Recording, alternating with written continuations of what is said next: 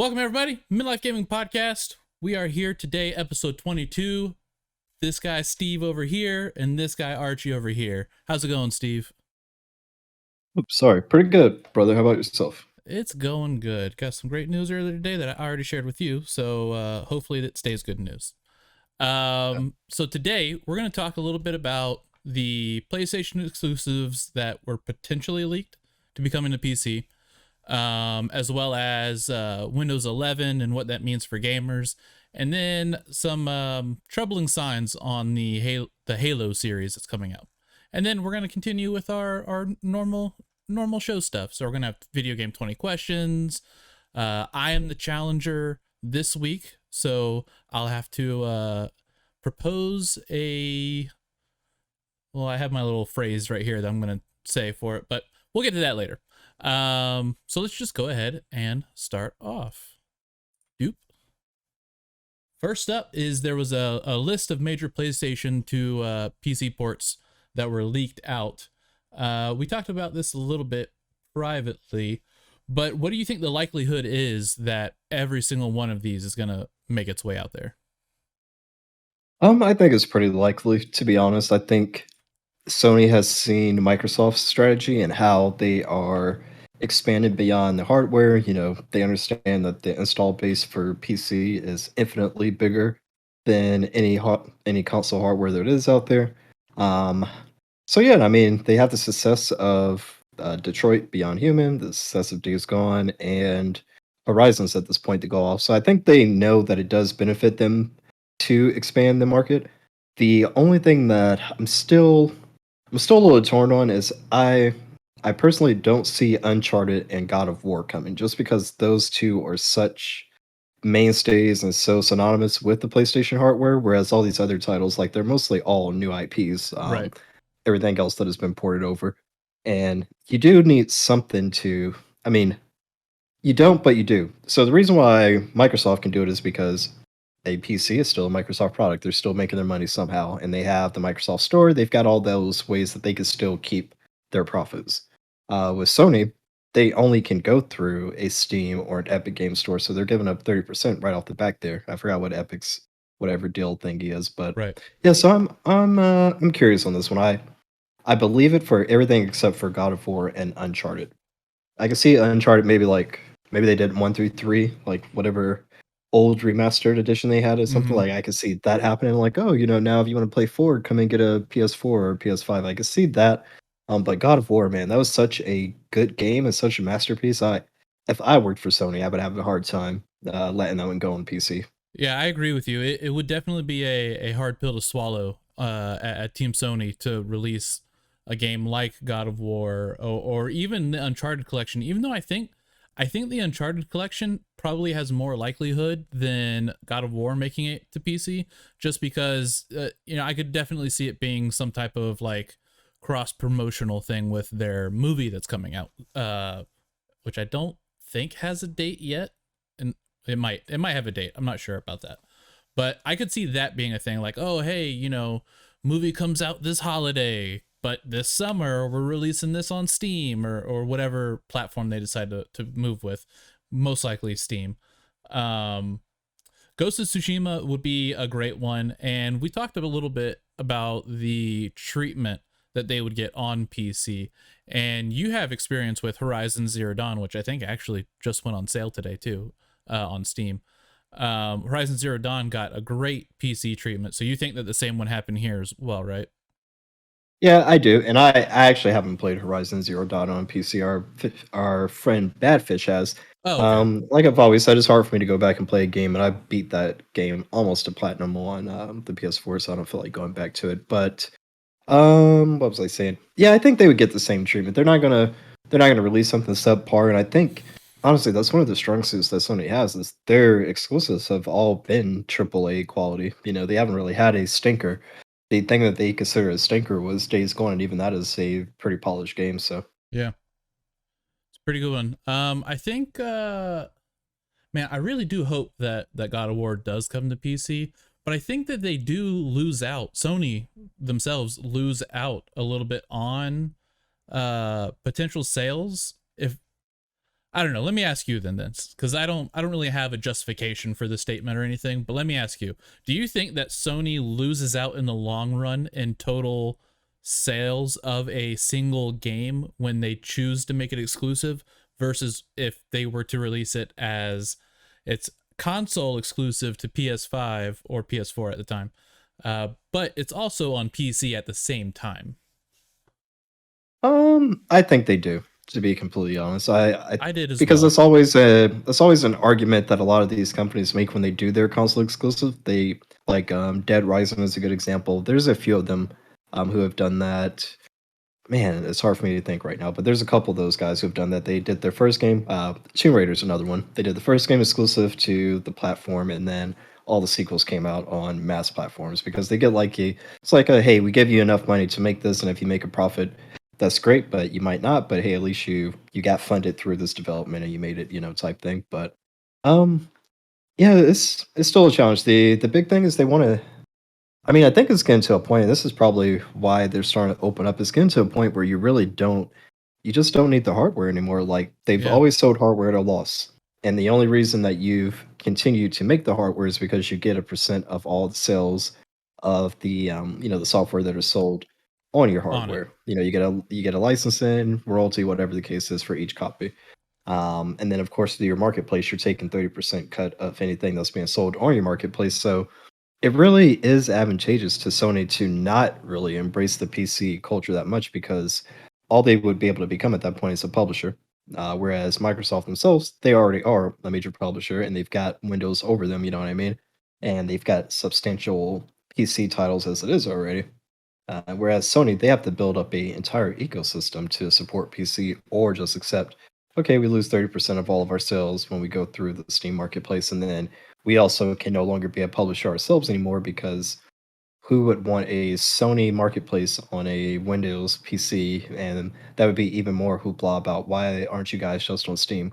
Right. Which I mean, they could do it. They could have a new Sony launcher, but I don't think they're ready to leave the console behind yet. That's we've had this conversation a couple times, like where I say Microsoft is not fighting the console war; they're kind of beyond that. But I think Sony still wants to stay in it because they don't have an exit strategy on how they can move over to PC. There's a lot that they lose out on if they don't have hardware. They lose out Yeah. on all of that all the royalties from their marketplace. So yeah, Yeah, all the it's sales that interesting. they filter through PlayStation Now and PlayStation Network, I mean, they'd basically be giving all that up, which would be a huge hit for them. It's Yeah. very infrequent that we see uh hardware people go into the just strictly software game. Like even Sega, in America, they've obviously gone to a more software route, but internationally they're still pumping out, arcade software and hardware. So they've just kind of pivoted. They didn't really, lose so terrible that they're like, all right, we're out of hardware completely. They just pivoted a little bit and they abandoned the console hardware part. So I don't know what Sony would have for them if they did leave the console game. Just like you're saying, it's just something that I feel like they're kind of maybe fighting it in the old ways, because back in, I don't know if you've seen on, I watched it on Paramount Plus a couple weeks ago, Console Wars. I'm pretty sure it's a book as well. Back in the early days of gaming, even not that long ago, exclusives defined your platform, and the conversation was never about like, oh, uh when is Microsoft or when is Sony going to give up their IPs to PC? But now, like you said, Xbox and Microsoft have moved beyond this console war, and they're like, hardware's not really what it's about. They have Xbox branded TVs that are coming out here not shortly, in a while, with XCloud like built right into them. So they've made their forward steps clear, and it just seems like Sony hasn't quite caught up. And part of that problem is that they're trying to open the gate, but they're also not opening it enough. They're fighting the flow that they're allowing in. Basically, they're like, oh, we'll allow some like Death Stranding and Horizon Zero through to PC. But now, in a gamer's mindset, it's okay, well, do I need a PlayStation 5 or can I just wait until the game that I want comes to Steam? Especially in a market like today where a PlayStation 5 is still ridiculously hard to get your hands on. The Best Buy over by us in our area, they still have a sign on their kiosk. It's like, hey, they're not going to be here. Don't even bother showing up. It's online only, if there even is availability. So I don't know. I feel like that's probably a fight that they're going to lose eventually, just trying to grasp onto this old way that these companies have been doing business for so long. But I don't know what that pivot looks like for them, but I hope they find it out, because I'm always a huge fan of competition being out there. Like, there's nothing that I hate more than just one dude ruling the roost on any type of market. It doesn't do well for us end users. All right. You got anything else on that one? No, sir. All right. Let's bounce along. Next up, if you're a gamer, Windows 11 is made for you. I'm just going to have this playing in the background. Um, so there's a couple of different things. If you haven't heard, which I'm sure most of us have, Windows 11 is coming, likely by the end of this year, even though a date's not fully set. There is a tool you can use to see if your computer is viable. Seems like it's pretty easy marks to hit. Some of the important things to gaming though, is they're doing this auto HDR setup where they're taking old PC games that weren't built with HDR in mind, and they're processing them in such a way that there is a benefit for HDR. Now they use a very terrible uh, uh, example of it right here. They use Skyrim, and the opening of Skyrim is one of the dreariest type of settings you could think of. It's snowy, everything has like 15 layers of gray on top of it. So it's a little hard to see in some of these images, but there is a difference. Like, it's definitely on the auto HDR side. It's a lot more clear. It looks like it's been probably the same concept as what's the DLSS? Is that what NVIDIA uses? Yeah. Yeah, Yeah, but I see this more as being like a built-in reshade, though, is what it looks more like to me yeah, than DLS. yeah. I don't think there's any type of remote AI enhancements going on here. I think it's just like, hey, here's how games used to run. If we process them in this specific way, then we can make them look a little bit better. Um, and like most things on Windows, hopefully there's a way to turn it on and off, because who knows if it's going to uh, mess up anything. Let's see. So what else was in there? Direct storage support, which I'm actually pretty excited about, because it means, for those who don't know, direct storage is where your graphics card on PC, your GPU, can have direct access, in very simple terms, can have direct access to the actual assets that it needs to render that are on your hard drive or whatever. Um, that means a lot because it cuts down on time and resources to filter through your CPU without getting too technical. It is the fundamental, uh, I don't know, building block of the Xbox Series X and S, as well as Sony's, which I think, what is Sony's called? Sony has a rendition of this of their own that is very Not similar. their it's not their special SSD and everything. I can't Yeah, remember the name of it. special loading. Yeah. But it allows for insane load times, and it's great stuff. I love being able to just turn on my Series X and just blow, I'm already in the game. Doesn't even matter if it was cold booted or soft booted. They're going to have Xbox app built in, which is a little weird because it's kind of already built in, but I imagine what they mean is it's going to be more heavily integrated into your Windows experience. It's going to have xCloud, which they seem to have been pushing in their presentation as well.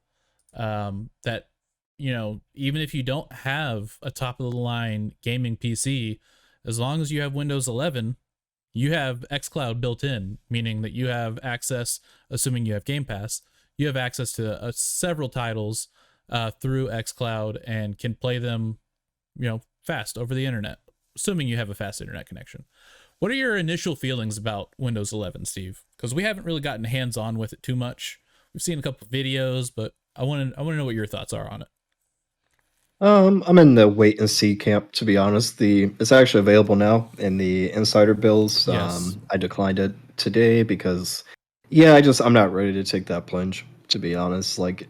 Say, from what I can see, it really feels like it's more of a reskin of Windows 10 with a little Yeah. bit of new functionality added in. So I'm hoping it doesn't break a lot of stuff, but yeah, I kind of want to wait and see. And they're really, if this was say it was an iOS update and I had to decide between staying where I'm at and moving up to it, I haven't seen anything that makes me want to upgrade. The direct storage stuff is pretty cool, but I need to see the actual performance metrics.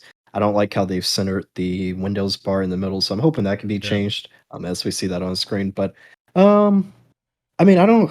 I'm one of those rare people, I guess, that don't have a problem with the Xbox app. I actually use it a lot.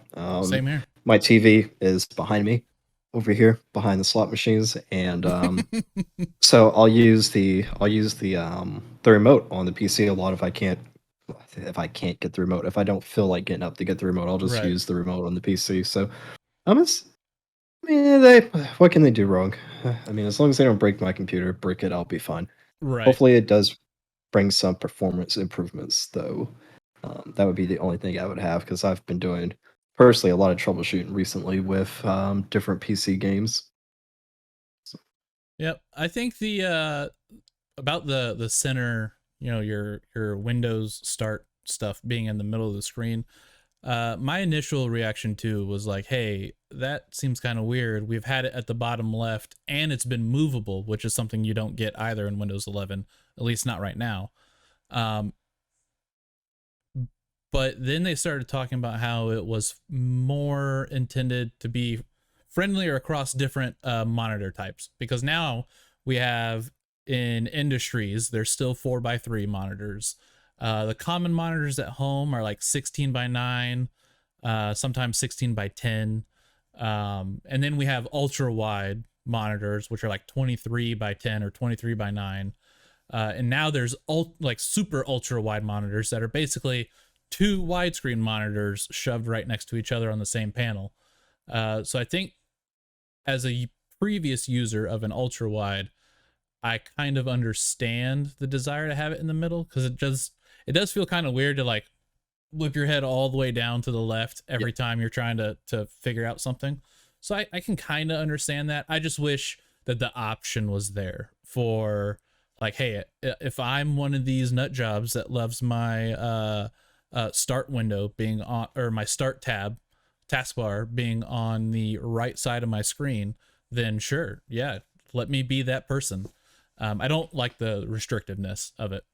Um, I think the main reason why I have good hopes for this is that you can uh, install Android apps natively into Windows.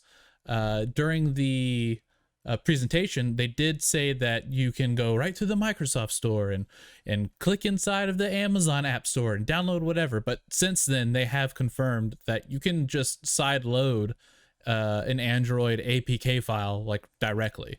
So I think that that's going to be a good uh I don't know, but it's going to be something good. That and the changes to the Microsoft Store, I think that it was a pretty bold move to do the whole commerce system. That's the word I was looking for. Commerce system the way they are. They're like, hey, you can keep it the way it is right now, where we get, X percentage of your revenue by using the Microsoft Store app. But as long as you're not a game, if you bring your own commerce system, then we won't take anything from you. You can just hang out in the Microsoft app and just get the free clicks, free downloads. So there's no like financial reason to not be a part of the Microsoft Store, unless of course you're like a gaming app, and that might be hard, because that is part that hasn't really been um, explained a lot. Is like a lot of these Android apps and iOS apps have ties to their respective programs, like game app, I guess. Like on iOS, we have Game Center. That's where like your saves are normally stored, your whatever, just like how it keeps tabs on you. And on Android, you have Android Play. So, do I need Android Play to play these Android games on my Windows PC? Like, I don't know. Hopefully, there's a little bit more clarity that comes from that. Was there any other points I wanted to hit on this one? I don't think so. Runs Android, Windows devs. Yep. Nope. Any other points you got for this one, Steve? No, sir. Nope. All right. Let's move along. We're making great time. 7:21. Halo showrunners Steve Kane to exit when post-production is complete. So I'll be completely honest, I had completely forgotten that there was a Halo series coming to Paramount Plus. Completely forgot. Left my mind entirely, like I never learned it. And now we're hearing that people are just leaving the show. One showrunner's already left before this guy, and Steve Kane has decided that as soon as post-production wraps up, he's calling it quits, whether or not there's a season 2. Does this bode well for the show, Steve? I mean, I feel like this is a wait and see situation. There's a lot of reasons for why people could leave something like this. I mean, it could have been a grueling effort to make it a masterpiece of a show, and he's just like, hey, I don't have time for that again. Or one thing I've seen a lot of people do too is they start off a show, like they'll do the first season and then they leave it up to someone else to kind of finish up the rest of it. I mean, there's so much. We haven't, at least from the screenshots that I saw the other day, it looked good, but Yeah. I don't know. Until I can see footage, I really don't know what the hell this means. It is kind of showing, I guess it's kind of a sign that there might be trouble there, just because I think this is the second or third showrunner they've lost over the course of this development, which again, this has been in development hell since what, like 2008, something like that, probably, I feel like I Yes, remember. for a while. Steven Spielberg first just coming out with it, so. But I'm excited to see how it goes. I just think seeing The Expanse on Prime Video, I think, is what is going to be comparable to. I feel like that is probably the level of quality they have to do for it to be taken seriously. So I just hope wherever it's being developed has given them the budget to at least do that, because this is one of those things. If it doesn't look right, you're not going to get anybody to watch it. You'll lose all the Microsoft fans, and anybody else who watches it out of curiosity will be like, "This looks like trash." So Yeah. I hope they capture it. I just think it's hard. I don't even like, what story are they doing? Did they announce any of that yet? Yeah, so it's just going to follow Master Chief throughout the adventures of the Halo video game series. So they already have they have the original voice actor for John. I'm sorry, spoilers for Master Chief. Um, and I believe they have the original voice actress for Cortana as well, but there's also going to be a different actress that plays physical Cortana. So they're going to be following the main thing, which I don't know if that's the best way to go, because you have the Halo Master Chief collection. You can just go figure out that story on your own, if you haven't already figured it out. So I don't know if the story is going to be what captures me on this one, but I wish it luck, because people have been waiting for a Halo series, and we've gotten bits and pieces of it. Here's the part that I don't understand. The Halo series is such a powerful IP. I don't know if you remember this. I think it was called Halo Legends or something. It was like a 6-part film where each part was animated / filmed by a different group of animators. And one of the animators, I don't remember who it was. I want to say it was the same people that did Dragon Ball, but I might be wrong. I might be completely totally off base on that one. But they had a lot of good animators, like people that you would see the style and go, I know exactly who is working on that project. I know what their other show is. So they have the power, and they've had the audience desire for a long time. Like I was trying to find footage. I didn't find a good video, because I think it originally showed up on like your Xbox 360 as like a possible download file for Halo 3. Uh, but there was a live action teaser way back in Halo 3 of a show that, or a movie, I think it was, that got canceled. So I don't know. I also think that we probably shouldn't look too heavily into these exits. We are coming out of a really weird year, and if they were still working during this COVID-19 shenanigans, uh, they were filming on location in Budapest. So uh, I mean that would be hard on anyone, especially if you have like a good family life at home. That would be hard. And he's only citing personal reasons. So if he's been working on this for 2 years, one of them, 18 months of them being during a pandemic, which who knows if he was able to come home for any of it. I would not blame him at all for just being like, all right, cool, I'm out, bye, and just calling it quits. Not because it has anything to do with the show, but it was just like, a rough work environment. So I hope it works well. It's going to be a live adaptation of the games, so at least we know the story is there. It's not some random side off story or situation that happened only in a book somewhere, which a lot of people still don't know that Halo has like 8 books or something right now. It's crazy, like novels, thick novels. Um, but yeah, I don't know. I wish it luck. I actually need to still watch The Expanse, Steve. I don't know why I have not sat down and watched it, because it's absolutely a show that I think I would enjoy. So maybe I'll do that this week. Maybe I'll do that. It is pretty good. Let's see. What do you have anything else for that? Nope. Nope. All right. We are done with the news. We're going to move on to a little section that we call On Our Radar. Up first, I will go. The game for this week is called Wildermyth.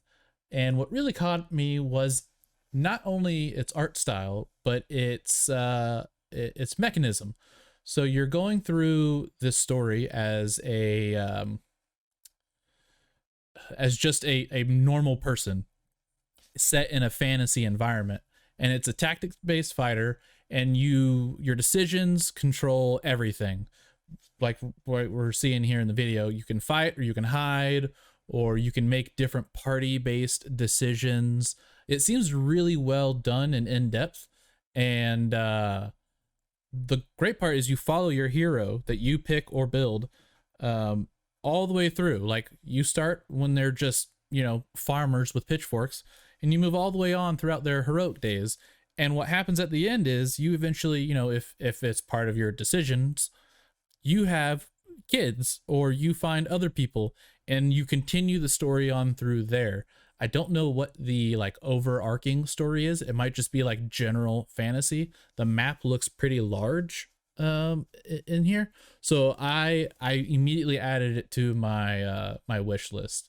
This one is Hmm. one that I'm going to be playing uh pretty shortly. Looks fun to me. All right, let's move along. What is your radar game for this week, Steve? Farming Simulator 22. So I've never played a Farming Simulator game in the past, but the simulation kind of genre is something I've gotten into a lot. I would say in my later years of gaming, being an adult, it's nice to have a little common thing to come to. So this one, it looks like it has a lot of sim management stuff going on in it, so I definitely am a little intrigued by that. But it also has multiplayer, so I'm kind of I don't want to say I'm excited for this. I am enthused. I am looking forward to playing this. I'm not excited. Like I'm not going to be waiting out in front of GameStop for this or anything like that. It's in my wish list. I'll buy it day one just to kind of fuck around with it and everything. But who knows? Might be my new favorite thing. Maybe I could start making lawnmowers and selling them or something. Who knows? Yeah, I wonder if in farming, do you know if in, because Farming Simulator is part of like a family of Sims. Do they do like liveries and everything like that in there? Different skins, Uh, different whatevers. I'm sure they do. I want to say when I was reading this, like they were talking about community mods and things like that. So if they allow for community mods, then they'll definitely have that kind of stuff in it. Yeah, I see a bunch of DLC and things here, so they Yeah. probably do. We shall see.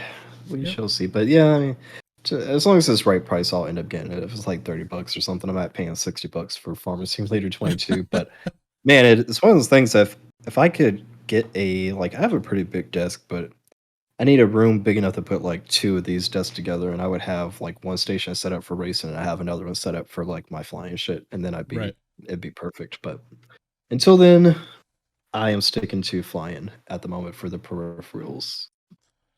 True. I need to actually get back into um Elite Dangerous. I've fallen off the ship a little bit, but I want to go back and play it some more. Really, all the crashes in the beginning, I should have just like not for a while, and then picked Yeah. it back up after Odyssey launched and everything, because that was a pretty rough launch. But not everybody felt In it. our I was definitely one of the ones that felt it though. Yeah, in our Discord, just we got the Elite channel. I say if you're not immediately ready to jump in, just follow the news stuff, and then when you see something that looks interesting, like a community event or something like that, that you think is a good time to pop in, that's usually the best time to come back. At least then you get a reward for coming. Like there's something recently. What the hell were they giving away? Du-du-du-du-du-du. I can't find it in here. But the last community event, they were giving away pre-engineered parts if you participated in the event. So that Oh was pretty wow, cool. that's pretty interesting. Yeah. All right, so Yep. now Yep. we move on to video game 20 questions. We are booking it this episode, Steve. I like it. Video game 20 Slow news week. questions. So, what we do here is one of us will challenge the other to a game of 20 questions centric to a specific video game title. Um, yes, no questions only. You get 20 of them. At the end of your 20 questions, you have one final guess of what the actual game is. So this week, I get to challenge you, Steve. Let's see here. Let's not read that first line because that's the game. Pull up the wiki Mm-hmm. page real quick for it. What's the name of the game? Oh, I'll just chat it to you real quick. I'll shoot it to your DMs. All right, let's see here. All right, so this game came out a long time ago, 2003 specifically. This game was a drastic departure from its title's canon in both story and typical game type. That's all I'm going to give you because I feel like I might give it away if I say too much. 2003. Yes. 2003. Could you repeat it one more time? A Sorry. long time ago, 2003 specifically, this Okay. game was a drastic departure from its title's canon in both story and typical game type. Hmm.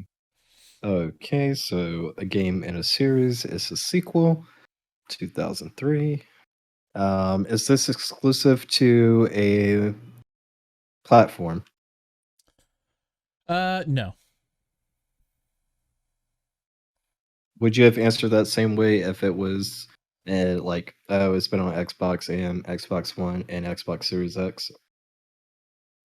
No, I would understand platforms to be it's either exclusive to Xbox, it's exclusive to PlayStation, or Cool. it's exclusive to PC, or it's exclusive to Nintendo. Got you. Did this so 2003? That is definitely an Xbox PS2 era game. Okay. Okay. Hmm. Is this game a RPG? It is. Yes. Is it a turn-based RPG? I will say yes, even though I don't think it plays as one. I would say that technically yes, it is definitely turn based.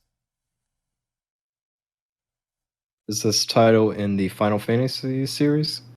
It is not. PGs, 2003. Do-do-do-do-do-do. Mm. Are you allowed to custom create a character in this game?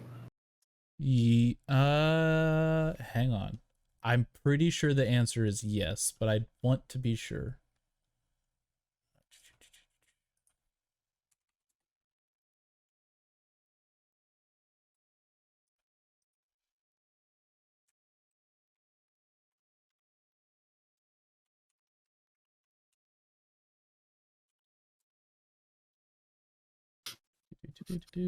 Yes. Okay. Um, is this a game? Does this game have a licensed IP? Yes. Is it a Star Wars IP? Yes. Is it KOTOR 1? It is. There we Yeah. go. I don't have my Yippee. audios ready here yet on my thing. You get a Okay. coin though. Ding ding Ding, ding ding. ding. All right. Go one. Yeah, that was it. Star Wars Knights of the Old Republic. It was weird. You asked about the character creation, and I really don't remember if it was. I want to say yes, but there's no like quick and easy There. answer here. There is not. Well, There's no. not. KOTOR. Wait, KOTOR 1 does have it. KOTOR 2 doesn't. Yeah, I thought it was Because split like that. yeah, I'm 99% positive that's the way it worked. Because the story of 2 is inherent to your character. Right. So, Fun stuff. Yeah, that's a good one. I figured that if I had given any more hints in the little intro piece, it would have given it away. Like I was already Yeah. struggling to get like a long time ago Yeah. cut down in there. I didn't even catch that. Yeah. The 2003 was actually the giveaway for me, honestly, because I was thinking back to 2003. I'm like, there's only so few RPGs at that time, and I Right. don't think Fallout hadn't made the jump to console yet. Correct. Uh, Mass Effect was like 2006, 2007 for even his first game, so there weren't really too many options. So Yeah, that not in was a good one though. 2003. There was I think we had, man, yeah, in terms of like Western RPGs, there weren't a ton of them. We had a couple Not at all. of like Final Fantasies and I think Legends of Dragoon. Dragoon. Yeah, Legend of Dragoon was on PS1. I don't know if that was Yeah, around that same time or not, but yeah, many years it's a good earlier. one. I remember Legend of Dragoon, I think from a demo disc, is how I played that originally. Yep. And I didn't know what the hell was going on, but I knew it was like Power Rangers. So I was like, oh, they all have one color. I was like, that's pretty cool. Yeah, my buddy Justin had it, and I played it from him a couple times. But by the time I had borrowed it from him, uh, disc 2 was like severely scratched up. Okay. So every time I got past disc 1, I'm like, all right, that's the whole game. Until a couple years later, I saw it at Blockbuster and was like, yes, let me borrow this again. And Um, we're early. I want to know if you remember this game. yeah, we're early. We got plenty of time. Yeah. What else? How's your week been? Uh, Well, your week just started. just started last week though. Last Oh, week I went pretty forgot good. you got to get going too, though. So we'll Huh? make it quick. No, you're good. We've got plenty of time. Plenty of time. Um, are you about to reverse 20 question me on the same episode? Not even reverse. I'm trying to. I can't even find a damn like image or a video of this. Do you remember this game from the PlayStation era? It was with a bunch of cats, and you were in mech suits for some reason. I'm not Wait, making this up. wait. I feel like the answer is yes, but I don't think I've ever thought of that in my life. PS1 game. Hold on. Now I have to know. You've ruined it. PS1 Every now and then game. it comes into my memory, and I'm like, I don't like. I know it existed.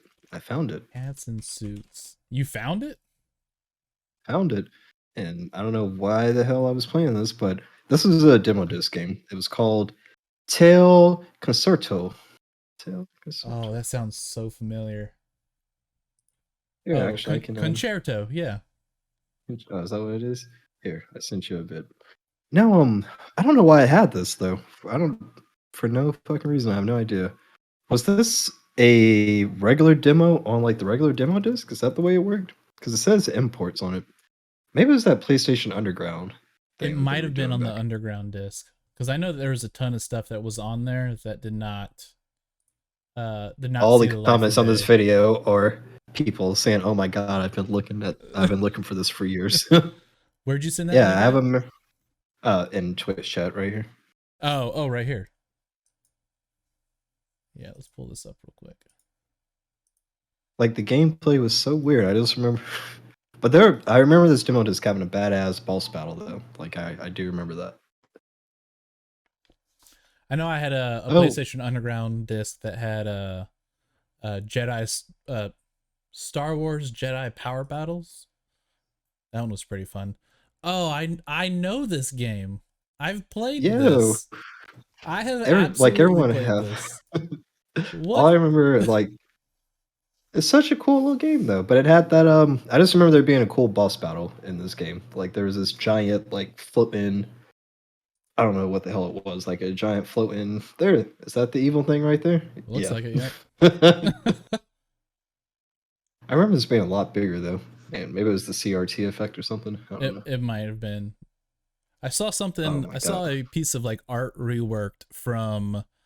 I saw it on Twitter the other day where they took a couple screenshots of an emulated what game was it? Castlevania game, Oh yeah, I saw and that too. oh, you saw that one as well. And they had a photo of the same game at the same part on the CRT, and I mean, it looks better on the CRT because they actively used different art styles because they knew that there's going to be some type of blurring. Yeah. So for anyone who hasn't seen it, if you play Castlevania and you get to Dracula, his eye, if you're emulating it or you're playing it on a modern TV, his eye is like a single red pixel. But if you look at it Yeah. on a CRT, the red, it just blends over perfectly so well because of the progressive scan technique that they used. That one red pixel equates to like his full eye being red or his full eyes being red. It's like, oh, that's pretty neat little tactic to use. It's always interesting to see Yeah. stuff like that. Side note, I just want you guys to realize that this is probably where Destiny took the inspiration from raids from. You can see that they have very advanced combat mechanics in this. It's definitely very puzzle-like. You know, the characters grabbing these bombs, and they look like they're going to cause you damage, but no, they're actually the weapon you use against the enemy. Very ahead of his time. Very. Look at that. I mean, jokes aside, this does seem a little advanced for a PS1 game. What the hell is going on with these flappy arms, though? I don't know about that. Oh my god. And what I'm sure you had the same experience as me. Like what made this worse as a kid was that obviously it's all Japanese, so you literally have no idea what the hell is going on. Just okay, I'm a cat, I'm fighting cats, I'm shooting whatever. I bubbles. got a mech suit. It had a I remember like it actually had voice dialogue too that was like the Japanese voice actors, and that was pretty interesting. Again, I have no idea what the hell they were saying, but these are like little evil Kool-Aid men jumping around, but they're supposed to be bombs. It's crazy stuff. All right, you got Good game. what were you playing last week, Steve? Just Flight Sim, to be honest. I gave up on Resident Evil. I Yeah. don't think I'm ever gonna go back to it. Yeah, it's gonna be a cold day in hell before I do. I should go ahead and start Days Gone now. Honestly, I should start that since I know I'm not gonna play Resident Evil. Why haven't you? Just That because you're might. a little burnt out on Resident Evil? I really didn't want to start Days Gone until I beat Resident Evil. Like until I was like, yes, I'm gonna finish this because it's supposed to only be like 12 to 13 hours. I don't know why it's so fucking grueling for me, but it is a slower fest. Like, Yeah. oh, it's just I don't 7 think was I so could much make it better. I thought. through Resident Evil. Yeah, I like 7 a lot more, which is weird because so many people are saying this one was better, but I like 7 more. I think what it is, like the director himself came out and said that they purposely made this one more tame. Um, he said 7 was too frightening for people, but I think that's what made 7 a better game is that you always felt like something was around the corner, whatever. Whereas in this one, like you have huge areas that are safe areas, or like for instance that one of the major it's not a boss battle, but a boss encounter Right. takes place in a enclosed area. But within that enclosed area is a safe room for you to save in. So it's like, oh, all I have to do is literally make it to this door, Just and bounce like out. the AI is so Yep. dumb, the boss just stands there in front of the door, pacing back and forth. For like, yeah, it doesn't have the same feeling. Whereas 7 was so enclosed because you're just in a little tiny house, and even in the parts where you are outdoors, like it's very contained, so you never really get that sense of like, oh, I'm not in danger. Whereas in this one, you and that's the other thing too. They changed him from being like a regular simpleton from the first game to now it's like they say it very briefly at the beginning of the game. It's like, oh yeah, good thing I got that military training. Yeah. Oh, Good thing I got that. Since the last time that happened, I'm like, okay, great. So now he just carries machine guns with one arm, all types of crazy shit. yeah. I see. I didn't like how. So I've watched the entire playthrough for it just because I knew I wouldn't be able to stand playing it myself without having like the cuts in between. Yeah, Um, because when you're watching it on like YouTube, you get they just chop out all the boring shit and just keep watching the fun stuff. So I know the storyline, but I don't agree with how they handled things like, oh, I'm suddenly this, paramilitary trained individual out of nowhere. Um, they kind of glance on it a little bit later in the game without spoiling anything of why, he's suddenly okay with all this. Um, but I don't know. It's not for me. I'll go back and play 7 because I still haven't played that myself. I watched it plenty of times, uh, but watching 7, this is why I agree with you on it because 7 to me seems like the better title for sure because I've watched 7 being played through by easily I think like 3 different YouTubers, and I still want to go play it myself. 8 I couldn't even stand it to finish through with 1. I'm like, okay, it's okay, but no thanks. yeah. I don't know if you've watched all the Alien movies, but 7 or Resident Evil 7 and 8 are a lot like Alien 1 and 2. Like, Alien 1 is very, like, contained. It's like, oh man, all the suspense and the horror comes from, like, when's the alien gonna show up again? Like, oh man. And then 8 is just like guns to the wall, fucking aliens everywhere, pop, pop, pop, pop. There's no suspense. Like, it's just a bunch of jump scares. And I do like the story, like well, let me correct that. I like where I thought the story was going, but I don't like it enough to actually sit through all the filler bullshit that they're putting in, like, Right. so I'm probably just gonna end up like Wikipedia, give me the plot outline. I don't even Just fucking wanna read it. watch the cutscenes. Like, "Oh, okay, that's what happened. See you in the next game," because 'cause I'm sure there's a next game, and maybe hopefully that one would be better. They seem to do this flip-floppy thing, Resident Evil, where like, Mm-hmm. "Okay, this game's mediocre, this one's great, this one's mediocre, this one's mediocre." It's so weird that they do that because they do hit on fucking gold sometimes, like 7, 4, 2, 3, like, but then they do this kinda stuff, and then what was that other one? That that kind of sucked. What was that Resident Evil Raccoon Ops or whatever? The Oh, multiplayer yeah. I one don't. that they came out with. I know which one you're talking about, but I don't remember the name of it. It's Yeah. yeah. They do tend to be hit or miss, but they are leaning heavy into this one. They've already come out. Capcom during their whole news presser this last couple of weeks, they came out and said that they're working on a expansion for Resident Evil 8. So, uh, yeah, Can't we'll even finish the main game. we'll see. I wonder what the I want to look this up really quick and then I'll let you go, Archie. No, you're good. I'm curious what their rating is on the Steam store, if it's mostly positive or not. Well, let's Yeah, see. So Village is most overwhelmingly positive, yeah. I don't and I don't know 7 how. is Yeah, last week I is started that playing that Dark Alliance game. Had a lot of fun. yeah. It's not a hack and slash, which I was frustrated in the beginning. It's not a hack and slash. You definitely need to know the combos, but it does everything in a very D&D like manner. So I get why some people might not like it because you can't just hit start and go, "Oh, here's this move list." Like you have to like experiment with things and go, "Oh, this is how I do this badass combo and whatnot." Um, Badass. so I've had a lot of fun on that this last week, and I also picked up. I saw that Octopath Traveler was in the Game Pass for Xbox, so I was like, "Oh, dope!" I've been waiting on this to go on sale for the Switch. I was like, "Don't need to anymore. It's on Game Pass." So started playing that. I logged 5 hours in that game that very first time that I tried it or went to go play it. I was like, "Wow, that's all right. It's 3 o'clock in the morning. Time to go to bed."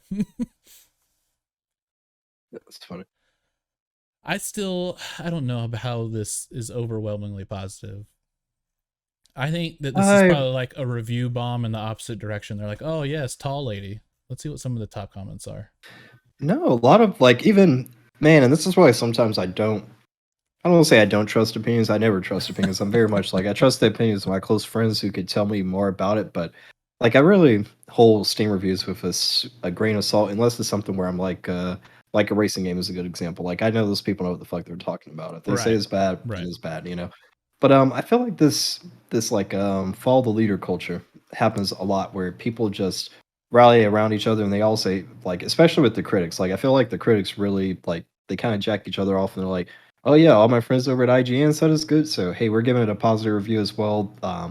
Cyberpunk is a good example of that. Like, so many of those reviews at first they weren't overwhelmingly positive, like Right. masterpiece positive, but they were acting like there was nothing really wrong. It wasn't until the community started being like, "Oh my god, this sucks," and What then is they're like, happening here? "Oh yeah, yeah, it does suck." But at first, those guys were like, "Oh, those, CDPR, those are my friends," and Alana I Pierce don't is want to in the talk game and bad stuff about like that. them. Yeah, like I've seen so many of them. There's people on Twitter like personality wise I won't even follow anymore because it's just become so obvious that they just go along with whatever the rest of the industry is kind of saying. Like even when you read the reviews sometimes like they all have the embargoes and the Right. reviews come out at the same time, but they'll have like little sentences that they all say or something like that. And I don't think it's the publishers paying them off. I think it's friends talking about, "Oh, well, tell me, what did you think about the game? What are you Right. guys giving it?" Like, because we don't want to be out of whack. Like, and you never really see any reviews where it is like out of whack. Like, they're all usually aligned. Like, the scores might deviate, but they all are kind of walking the same line of, "Oh, it was good as a masterpiece, whatever." There's rarely the independent places; those are ones, and then they get accused of, "Oh, you're just going against the grain for for the clicks for controversy." But it's Yeah. like, no, they have a different opinion, truly. Yeah, But there's the other part that happens too is that a lot of times when they get these review copies, they might be like locked into a single zone or like it's definitely yeah, not the golden copy that's making its way onto Xbox Live or PlayStation Network. It's not that's not it. That's not what's happening. Not in most cases, I would venture. And I'm pretty sure because we knew a lot about Cyberpunk a long time before it came out. So I'd be willing to put money on that they had some type of reviewer copy that was just like, do this one mission in this one area. And they were locked into it. And that part was just debugged to hell and back. And they're like, oh, there's nothing wrong with this game. And they're making assumptions on the entirety of this large RPG, which we all know it's a very hard format to get right on the first go round. Just because you can test it with 10 people and go, oh yeah, it worked all 10 times. But then you magnify that to millions and you're going to have a large part of people that are not happy with it. So yeah, I think it's more what you said. It's people don't want to fall out of good graces with these dev companies. They're like, well, if we want to get the next Call of Duty before anyone else, then we better say that Cold War is good. It's not, by the way, in case anyone's listening. Thomas, I'm looking at you. Cold War is not good.